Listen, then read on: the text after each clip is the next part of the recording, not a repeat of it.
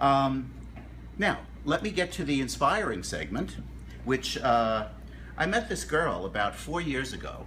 One of the wonderful things that I do, I should preface this whole thing by saying not only do I give out scholarships to high school seniors, but I do ask each and every school to give me 20 minutes with each child. The reason why I do that is because I give them a chance to talk. It's not a selection process. It's not to select one against the other. It's merely to just give them a chance to talk. Once I tell them my story, they do open up. And it's remarkable that for many of them, it's the first time that they've ever really talked about their situation at home, dealing with a parent, either losing the battle or having lost a parent to cancer. So I met this girl by the name of Katrina about 4 years ago during the interview process. And she was telling me how helpless she felt, how she felt that she wasn't doing enough for her mother, who was battling breast cancer at the time. That kind of does that to you when you're dealing with cancer, because you don't know where to go or what to do. But she did notice one thing. She noticed that her father would always surround his wife, her mother, with flowers.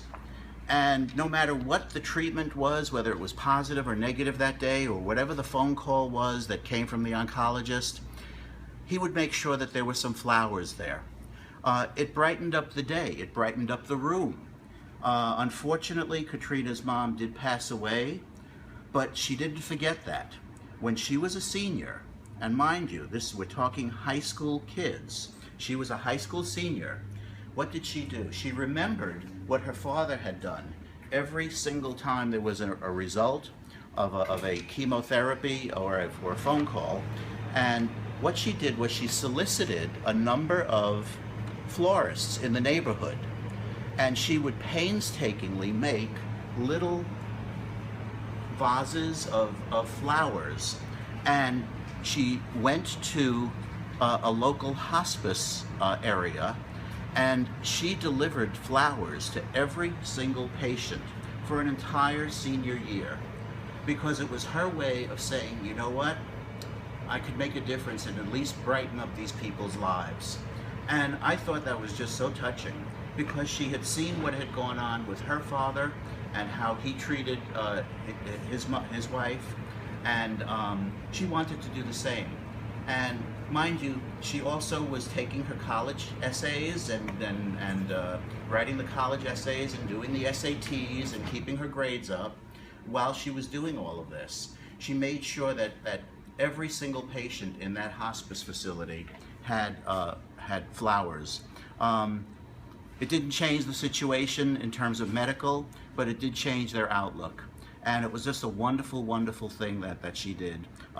These are the inspiring kids that I meet every year. Like I said in the previous segment, I've helped over 900 of these kids throughout the country, and every single one of them has their own story. It's remarkable how they are high school seniors, teenagers, and they deal with this tragedy in their own way. And many of them take the positive way out, which is to help and to make a difference in this world. I recently contacted her. She's doing quite well. She's in her senior year at college, and she's gonna do quite well. She's going into teaching, which is also another thing that didn't surprise me, because this is a give-back profession, and that's exactly what she's into. So yeah, that's the story for tonight. Really just an amazing kid. If you want to hear more of these stories, or you want to get in contact with me, go to www.susansatrianofoundation.com, or go to the Halftime Howie segments, or call me at 516-603-5520. And let's get everyone out there to West Hampton Beach High School, fill up that auditorium, have a great night of Beatle music, and at the same time helping kids just like Katrina. Thank you so much.